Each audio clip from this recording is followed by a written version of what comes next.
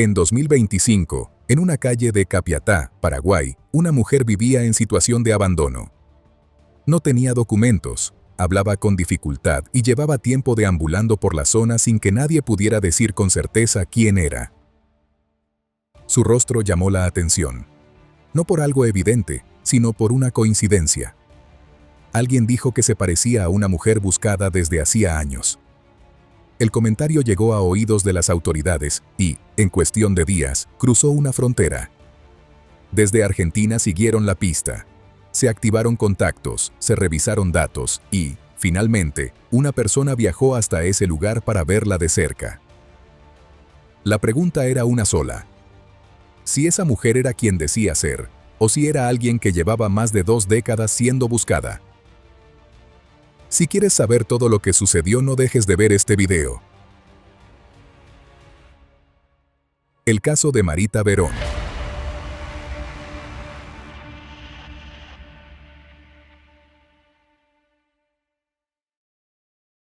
Los criminólogos dicen que no existe el crimen perfecto, lo que existe es el crimen mal investigado. Siempre, en cualquier investigación, aparece una pista clave que lleva hacia el asesino. Encontrémosla juntos repasando este caso abierto. Hola a todos, mi nombre es Guillermo, y en cada video repasaremos todos los detalles de los más terribles casos criminales. Antes de empezar, no te olvides de suscribirte y dejar tu me gusta para que pueda seguir trayéndote el mejor contenido de investigación. Recuerda también activar la campanita, ya que estaré subiendo videos 3 veces a la semana. Empecemos. El 3 de abril de 2002, en San Miguel de Tucumán, Marita salió de su casa con un objetivo concreto. Tenía un turno médico programado en el hospital maternal, ubicado a pocas cuadras. Llevaba poco dinero, apenas lo necesario, y antes de irse le dijo a su madre Susana que no tardaría más de 1 hora. Ese día, las horas comenzaron a pasar sin novedades. El tiempo que Marita había estimado para volver se cumplió, pero no hubo señales de su regreso. En un primer momento, la espera no generó una alarma inmediata. Era posible que el hospital estuviera lleno o que el turno se hubiera demorado más de lo habitual.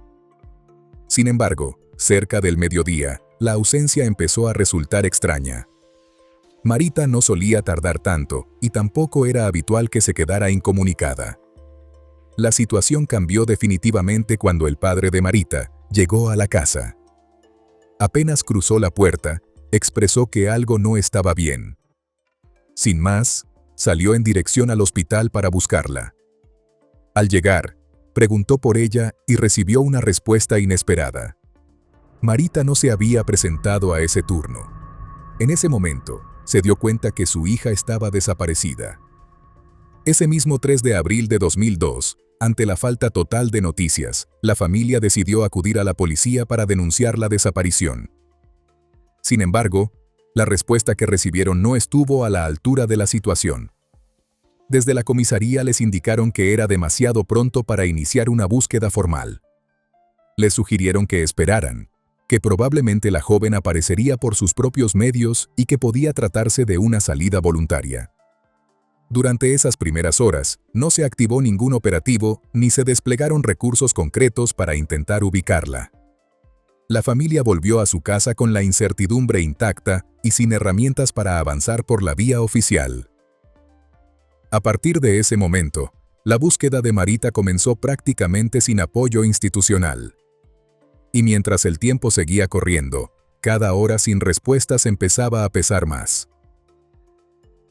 Ahora, antes de continuar, nos conviene saber quién era Marita, y así poder entender de mejor manera todos los hechos.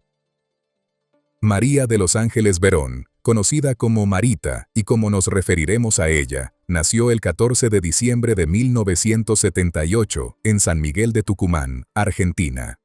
El 3 de abril de 2002, día de su desaparición, tenía 23 años y vivía junto a su familia en esa misma ciudad. Era madre de una niña pequeña, Micaela, que por entonces tenía 3 años. Su rutina transcurría dentro de un entorno familiar cercano, centrada principalmente en el cuidado de su hija. Se sabe además que mantenía una relación con David Catalán, padre de la niña. Más allá de ese vínculo, no se registraban elementos que hicieran pensar en una salida voluntaria o en una ruptura con su entorno. Así, con el paso de los días y sin respuestas claras por parte de las autoridades, la familia comenzó a moverse por su cuenta. Mientras recorrían la zona y difundían la desaparición, empezaron a surgir los primeros comentarios de vecinos. Uno de esos relatos llamó especialmente la atención. Una mujer que vivía a pocas cuadras del hospital comentó en una conversación informal que había visto cómo una joven era forzada a subir al asiento trasero de un automóvil. El dato no había sido denunciado en el momento ni había quedado registrado oficialmente. Cuando se intentó hablar con la testigo para obtener más detalles, la mujer se negó a declarar y evitó cualquier contacto posterior. Aún así, ese testimonio marcó un cambio en la forma de entender lo ocurrido. Por primera vez, la posibilidad de que Marita no se hubiera perdido por voluntad propia comenzó a tomar forma concreta. Ante la falta de interés policial, la familia decidió insistir por otras vías. Fue entonces cuando Daniel, el padre de Marita, logró contactar a Jorge Tobar, un antiguo compañero de la escuela secundaria que, con el paso de los años, se había convertido en comisario. A diferencia de la respuesta inicial que habían recibido, Jorge accedió a ayudarlos. Sin un operativo formal ni recursos asignados de manera oficial, comenzó a seguir las pocas pistas disponibles y a escuchar los testimonios que iban apareciendo. Fue él quien tomó en serio el relato de la mujer que hablaba de un posible secuestro. Intentó ubicarla y hablar directamente con ella, pero al llegar a su casa, la respuesta fue el silencio. La mujer se negó a abrir la puerta y evitó cualquier tipo de declaración. A pesar de eso, Jorge y la familia Verón empezaron a trabajar sobre esa hipótesis. Por primera vez, la búsqueda dejaba de ser solo una espera y comenzaba a orientarse en una dirección concreta, aunque todavía sin pruebas firmes ni un camino claro. A medida que avanzaban las averiguaciones, comenzaron a aparecer referencias a un circuito que, hasta ese momento, no había sido considerado de forma directa. En distintos puntos de Tucumán existían locales nocturnos conocidos como whiskerías, lugares donde, de manera informal, se sabía que muchas mujeres ejercían la prostitución.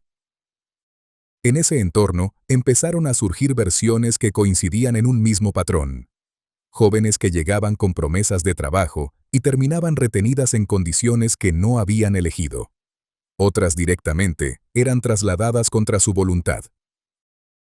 La posibilidad de que Marita hubiera sido captada en ese tipo de circuito comenzó a tomar fuerza. No había pruebas concretas, pero sí coincidencias en los relatos que señalaban un mismo tipo de funcionamiento. Traslados entre localidades, falta de registros y mujeres que desaparecían de un lugar para aparecer en otro. En ese contexto, apareció un relato que marcó un antes y un después en la investigación.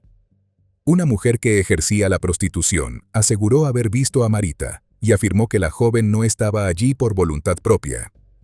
Según su testimonio, había sido trasladada y vendida dentro de ese circuito. No dio detalles precisos sobre el lugar ni sobre las personas involucradas, pero su declaración coincidía con la dinámica que ya se empezaba a perfilar en otras versiones. Por primera vez, la hipótesis dejaba de ser una posibilidad abstracta y pasaba a tener un señalamiento directo. Marita no solo podría haber sido secuestrada, sino que además habría sido incorporada a una red donde era trasladada de un sitio a otro. Con esa información sobre la mesa, la búsqueda dio un giro. Ante la falta de respuestas concretas y con una hipótesis cada vez más definida, la madre de Verita decidió actuar por su cuenta. Comenzó a recorrer los lugares que aparecían en los relatos. Ingresaba a whiskerías y locales nocturnos, muchas veces sin identificarse, intentando reconocer a su hija entre las mujeres que estaban allí. Cada visita dependía de una pista, de un nombre o de un comentario escuchado. En algunos casos no encontraba nada. En otros, lograba hablar con mujeres que confirmaban que ese circuito existía y que muchas no estaban allí por decisión propia. Mientras la búsqueda avanzaba, comenzaron a aparecer testimonios que situaban a Marita en distintos puntos de la provincia días después de su desaparición. Uno de los más relevantes ubicaba a una joven con características similares en la localidad de La Ramada, a más de 30 kilómetros de donde había sido vista por última vez. Según ese relato, la mujer se encontraba desorientada, caminando sola por la zona. Algunos vecinos coincidieron en esa descripción. Afirmaban que parecía confundida, como si no estuviera plenamente consciente de lo que ocurría a su alrededor. El dato generó un nuevo movimiento en la investigación.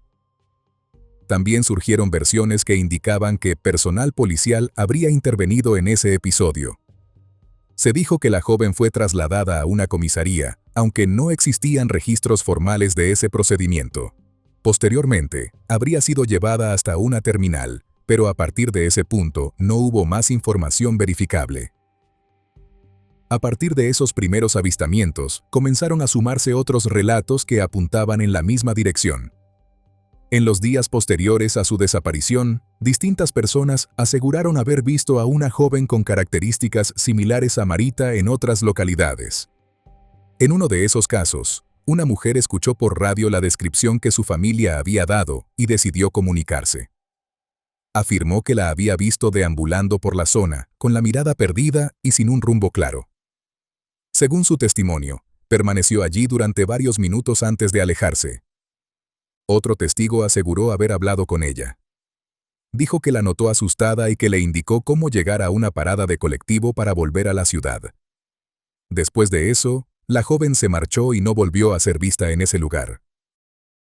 A medida que la búsqueda avanzaba dentro de ese circuito, también comenzaron a aparecer señales de que no se trataba de un entorno accesible ni seguro. Los lugares señalados en los testimonios compartían características similares: movimiento constante de personas, control interno estricto y escasa intervención externa. Las mujeres que lograban hablar lo hacían con cautela. Algunas confirmaban que habían sido trasladadas entre distintas provincias, sin posibilidad de decidir sobre su destino. Otras evitaban dar detalles por temor a represalias. Con el paso del tiempo, los testimonios comenzaron a ser más precisos. En la provincia de La Rioja, varias mujeres coincidieron en señalar un mismo punto. Mencionaban una whiskería donde, según sus relatos, Marita habría estado retenida durante un periodo de tiempo. Ese lugar estaba vinculado a una mujer conocida como Liliana Medina. Según los testimonios, Liliana no operaba sola. Sus hijos, identificados como José Fernando y Gonzalo José Gómez, también aparecían en los relatos como parte del manejo de esos locales. Las versiones coincidían en que se trataba de un entorno controlado, donde las mujeres eran trasladadas y mantenidas bajo vigilancia. Por primera vez, la investigación dejaba de moverse solo en hipótesis generales y empezaba a concentrarse en nombres propios, y a partir de esos nombres, los testimonios comenzaron a aportar detalles más concretos sobre lo que habría ocurrido después de la desaparición. Varias mujeres coincidieron en que Marita habría sido trasladada a distintos puntos antes de llegar a La Rioja, donde permaneció en locales vinculados a ese mismo grupo. Según esos relatos, las mujeres eran movidas constantemente, sin permanecer demasiado tiempo en un mismo lugar. Esto dificultaba cualquier intento de localización y explicaba por qué su rastro se fragmentaba en distintos puntos del país. Algunas de las declaraciones indicaban que Marita habría intentado escapar en al menos una ocasión. En ese intento, logró salir junto a otras mujeres, pero no todas consiguieron huir. Según esas versiones, fue recapturada poco después. Antes de seguir, hagamos una pausa rápida. Si este video te está pareciendo interesante, te invito a que te suscribas al canal y dejes tu me gusta. Eso ayuda muchísimo a que podamos seguir haciendo más videos y contando este tipo de historias reales. Dicho eso, ahora sí, continuemos con la historia. Con el paso del tiempo, la cantidad de testimonios fue en aumento. Muchas de las mujeres que lograban salir de ese circuito comenzaron a aportar información que, aunque fragmentada, coincidía en puntos clave. Describían condiciones similares: aislamiento, control permanente y la imposibilidad de comunicarse con el exterior. También mencionaban el uso de sustancias para mantener a las mujeres en estado de vulnerabilidad y la violencia como mecanismo de sometimiento. En varios de esos relatos, el nombre de Marita volvía a aparecer, Algunas aseguraban haber compartido tiempo con ella en determinados lugares, otras decían haberla visto en traslados o en momentos específicos dentro de esos locales. Sin embargo, las fechas eran imprecisas y los detalles variaban. Las condiciones en las que estas mujeres habían estado hacían difícil reconstruir una línea temporal exacta. Aún así, el conjunto de testimonios reforzaba la idea de que Marita había estado dentro de ese circuito durante un periodo prolongado. La investigación seguía avanzando sobre esa base, acumulando relatos que, por sí solos, no cerraban la historia, pero que en conjunto comenzaban a darle forma. En ese contexto, Susana, la madre de Verita, comenzó a organizar de manera más sistemática los datos que obtenía. Cada nombre, cada lugar y cada relato se sumaban a un esquema más amplio que permitía entender cómo funcionaba ese circuito. Con el tiempo, esa tarea derivó en la creación de una estructura de asistencia para víctimas, que permitió dar contención a mujeres que lograban salir de esos entornos y, al mismo tiempo, reunir nueva información. A partir de esos contactos, se ampliaron las líneas de investigación y se reforzaron las hipótesis existentes. Mientras la búsqueda avanzaba y se ampliaba, el impacto en el entorno más cercano comenzaba a hacerse evidente. Los años pasaban sin una respuesta concreta y la incertidumbre se mantenía constante. Daniel, el padre de Marita, participó activamente en la búsqueda desde el inicio. Estuvo presente en recorridos, contactos y en cada intento por obtener información. Sin embargo, con el paso del tiempo, la presión y el desgaste comenzaron a afectar su salud. Sufrió complicaciones médicas que se agravaron en ese contexto prolongado de tensión. Finalmente, en junio de 2010, falleció a los 55 años, 8 años después de la desaparición de su hija. Luego de años de testimonios, recorridos y acumulación de información, la causa llegó finalmente a una instancia judicial. El 8 de febrero de 2012 se inició en Tucumán un juicio en el que fueron imputadas 13 personas por su presunta participación en la desaparición y explotación de Marita. Entre ellas se encontraban Lidia Irma Medina, sus hijos José Fernando Gómez y Gonzalo José Gómez, junto a otros imputados como María Jesús Rivero, Víctor Ángel Rivero, Daniela Natalia Milheim, Andrés Alejandro González, Domingo Pascual Andrada, Humberto Juan de Robertis, María Susana Márquez, Mariana Natalia Bustos, Carlos Alberto Luna y Cintia Paola Gaitán. Entre los acusados se encontraban varios de los nombres que habían aparecido en los relatos de las víctimas, incluidos los vinculados a los locales en La Rioja. Durante el proceso, declararon decenas de testigos, entre ellas mujeres que habían sido rescatadas de ese circuito. Sus testimonios describían situaciones que coincidían en patrones: traslados entre provincias, control permanente y condiciones de sometimiento. En varios casos, mencionaban haber visto a Marita en esos lugares. El juicio se desarrolló a lo largo de varios meses y concentró una gran atención pública. Por primera vez, gran parte de la información que se había reunido durante años comenzaba a ser expuesta de manera formal ante un tribunal. El 11 de diciembre de 2012, después de meses de audiencias, se dio a conocer la decisión del tribunal en Tucumán. La expectativa era alta, tanto por la cantidad de testimonios como por los años de investigación acumulados. Sin embargo, el resultado fue distinto a lo esperado. Los jueces resolvieron absolver a los 13 imputados por falta de pruebas suficientes para acreditar su responsabilidad en los hechos. La decisión generó un impacto inmediato. A pesar de la cantidad de declaraciones y de los elementos expuestos durante el juicio, el tribunal consideró que no alcanzaban para sostener una condena en términos legales. Con ese fallo, la causa volvía a quedar sin responsables condenados.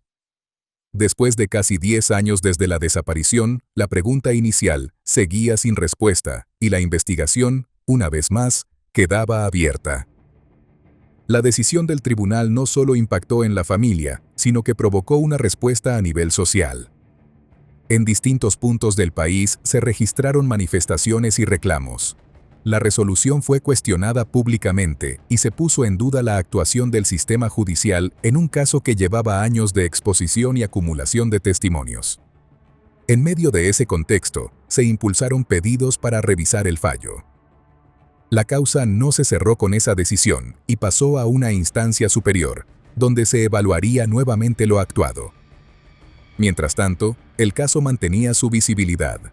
La desaparición de Marita seguía sin resolverse, pero ahora también se había convertido en un punto de discusión sobre el funcionamiento de la justicia frente a este tipo de situaciones. Un año después del fallo absolutorio, la causa fue revisada por la Corte Suprema de Justicia de Tucumán. Tras analizar nuevamente las pruebas y los testimonios presentados durante el juicio, el tribunal resolvió revertir parcialmente la decisión anterior. 10 de los 13 imputados fueron condenados por delitos vinculados a la trata de personas con fines de explotación sexual, incluyendo la captación, el traslado y el sometimiento de la víctima dentro de ese circuito. Entre ellos, los hermanos José Fernando y Gonzalo José Gómez recibieron penas de 22 años de prisión por su rol en la explotación y control de los lugares donde Marita habría sido retenida. El resto de los condenados, Daniela Milheim, Andrés Alejandro González, Carlos Alberto Luna, Domingo Pascual Andrada, María Azucena Márquez, Humberto de Robertis, Natalia Bustos y Cintia Paola Gaitán, recibieron penas que oscilaron entre los 10 y los 18 años por su participación en distintas etapas del traslado y la explotación. Sin embargo, no todos llegaron a esa instancia. Lidia Irma Medina, uno de los nombres más mencionados durante la investigación, había fallecido en febrero de 2013, antes de que se dictaran estas condenas. Con esta resolución, por primera vez la causa tenía responsables condenados. Aún así, la pregunta central permanecía sin respuesta. ¿Qué había ocurrido exactamente con Marita? Con el paso de los años, se mantuvieron abiertas varias líneas de investigación. Una de ellas apuntó a la posibilidad de que hubiera sido trasladada fuera del país. Se trabajó sobre la hipótesis de que pudo haber sido llevada a España, específicamente a la ciudad de Burgos. En ese marco, se realizaron operativos en los que se logró rescatar a varias mujeres, pero no hubo resultados que permitieran confirmar su presencia. Otra línea sostuvo que Marita podría haber permanecido dentro del país durante un tiempo prolongado, siendo trasladada entre distintas provincias. Esta hipótesis se apoyaba en los testimonios que la ubicaban en diferentes puntos en los días posteriores a su desaparición. También se consideró la posibilidad de que, en algún momento, hubiera sido asesinada y que su cuerpo hubiera sido ocultado. A lo largo de los años se realizaron excavaciones y rastrillajes en distintos lugares señalados por testigos, pero ninguno de esos procedimientos permitió encontrar restos que confirmaran esa versión. Las hipótesis se mantuvieron abiertas, pero ninguna logró cerrar la secuencia completa de lo ocurrido. La investigación continuó sin una respuesta definitiva sobre su paradero. Cada nueva pista abría una posibilidad, pero ninguna lograba cerrarla. Las búsquedas se extendieron durante años en distintos puntos del país, con resultados negativos. Las versiones se multiplicaron, pero ninguna pudo ser confirmada de forma concluyente. A más de 2 décadas de su desaparición, el caso seguía abierto. Había responsables condenados por su participación dentro de ese circuito, pero el destino final de Marita Verón permanecía sin determinar. En 2023, una interna dentro de un sindicato en Tucumán reactivó la causa a partir de una declaración que hacía referencia a la existencia de fotografías del supuesto cuerpo de Marita. Según esa versión, esas imágenes habrían estado en manos de personas con poder dentro de la provincia. La justicia abrió una línea de investigación para verificar ese dato, pero no se logró dar con esas pruebas ni confirmar su autenticidad. A finales de 2025, una nueva pista volvió a generar expectativa. En la ciudad de Capiatá, en Paraguay, se reportó la presencia de una mujer en situación de calle cuyas características físicas coincidían con las de Marita. El caso llegó a las autoridades argentinas y se activaron mecanismos de cooperación para intentar identificarla. Ante esa posibilidad, Susana viajó personalmente a Paraguay para intentar comprobar si se trataba de su hija. Según los primeros informes, la mujer vivía en condiciones de extrema vulnerabilidad y tenía dificultades para comunicarse con claridad, lo que complicaba cualquier intento de verificación directa. Testigos locales aseguraban que llevaba tiempo en la zona y que no tenía documentación. Con el avance de las averiguaciones, trascendió que esa mujer habría fallecido antes de poder ser identificada de manera concluyente. Esto impidió realizar estudios que permitieran confirmar o descartar su identidad con certeza. La pista que en un primer momento generó expectativas, terminó sin una respuesta definitiva. Como en otras ocasiones, la posibilidad no pudo ser confirmada, pero tampoco completamente descartada en el momento en que surgió. A pesar de estas nuevas líneas, el caso sigue abierto. No hay una versión final establecida sobre lo ocurrido ni una certeza sobre el destino de Marita Verón. La investigación continúa, sostenida por las mismas preguntas que comenzaron el 3 de abril de 2002. Lamentablemente, el caso de María de Los Ángeles Verón no terminó en un juicio ni en una condena. A pesar de los nombres, de las declaraciones y de los años de investigación, nunca se pudo establecer con certeza qué ocurrió con ella. No hay un lugar, no hay un momento final, no hay una respuesta. Lo que sí quedó expuesto fue algo más amplio. Un sistema que durante años funcionó con silencio, con complicidades y con la capacidad de hacer desaparecer a una persona sin dejar rastro. Un entorno en el que las denuncias no eran suficientes y donde la intervención llegaba tarde o no llegaba. Más de 20 años después, la pregunta sigue siendo la misma. ¿Qué pasó con Marita Verón? ¿Y por qué, a pesar de todo lo que se supo, esa respuesta todavía no existe?